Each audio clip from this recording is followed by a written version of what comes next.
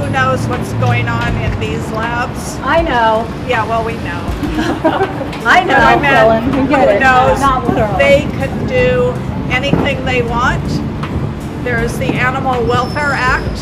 The Animal Welfare Act offers absolutely no protections to animals as far as what kind of research can be done. Cory, she is the kind of activist that if she focuses on a vivisector, she does not rest until the crimes of that vivisector are exposed to the world. In other words, she is the vivisector's worst nightmare. And Cory is now dedicating her entire life to activism. And not all of us here are able to do that. But I can say if we do half of what Cory does, we are doing a lot. Cory. Thank you, Britt. Okay, I don't want to keep you very long because I promised it would be short. The first thing we're going to do is we're going to do some things on the ground, literally on the ground right now. First of all, I want you to take out your smartphone if you have one. Everyone that has a phone, take it out. Excellent. We're going to do things with a smartphone. Okay, everyone got it out? Pull it out, and you know on the left-hand side of the screen, you're going, if you scroll down, like past where events are and things like that, Facebook, sorry. Facebook. If you're on Facebook, open up Facebook. You're going to scroll down on that section. At least it's on iPhone. I'm not sure how the other ones work, but it should be the same because it's Facebook. So you scroll down past events and all of that, and you'll see something called Town Hall. Does everyone know what Town Hall is on Facebook? Okay, Town Hall is a new feature. Town Hall was created. This is the only thing that Facebook has done so far that's good, I think. Town Hall is something where you can enter if you open it up, you enter your zip code or your address, and it will give you all your representatives in your area. So when you hear something that has happened that you don't agree with, you don't have to search all over Google and the internet looking for your district's representatives. This is state and local. You can just go in there and it will give you them and it will send your message to them. Got it? This is a good activist tool. Okay, so this is not just animal related, this is everything. I want to ask you something. How many people went to the Women's March? You know, in the city of LA, they had the number of people that went to the Women's March was as large as the entire city of San Francisco. San Francisco essentially walked downtown in LA and marched. This is important. This is a new era we're in. We're in an era of resistance. We need to take that on board because one of the things when we're involved with animals are being experimented on. Why? Why? Money. For money. If we go vegan, is this going to get rid of animal experimentation? No.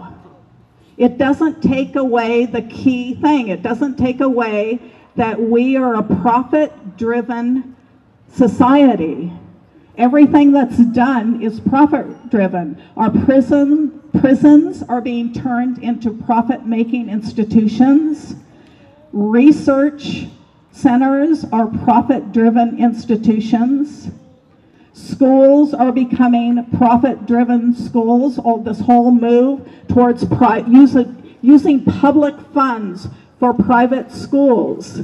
This is all interconnected. All of it's interconnected. We need to get rid of the commodification of animals and the commodification of humans. Humans are not things to make other people money. So, my point with this is join other groups as well.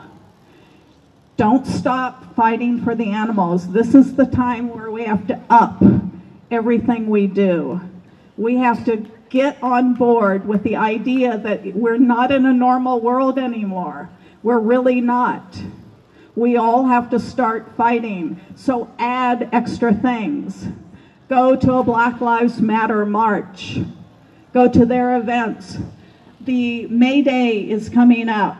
There'll be big resistant marches. There's a march this weekend, the March for Science. Science, you know, Trump wants to defund all the climate change aspects of NASA. That's where we get all the data to fight climate change. This can't happen. We need all of this. Earth Day is coming up. There's a big march down in the harbor of LA. We need to save the environment for the animals and save it for us. Join these groups. Don't say, oh, but they're not vegan. The best way to turn people vegan is to show them your example, to be there with them. They will be interested. They'll go, oh, really? What, you eat salad? Right? And then you can turn their whole, you know, they have a potluck and we go, oh, well, make the vegan dishes for them. And they'll go, woo! Okay, I'm going to cut this short because we're losing, we're dying here. I mean, not literally, there are other persons dying on campus. They're the animals in the cages. But we handed out a picture of a monkey. That's one of the Progress for Science monkeys. We handed out a crayon.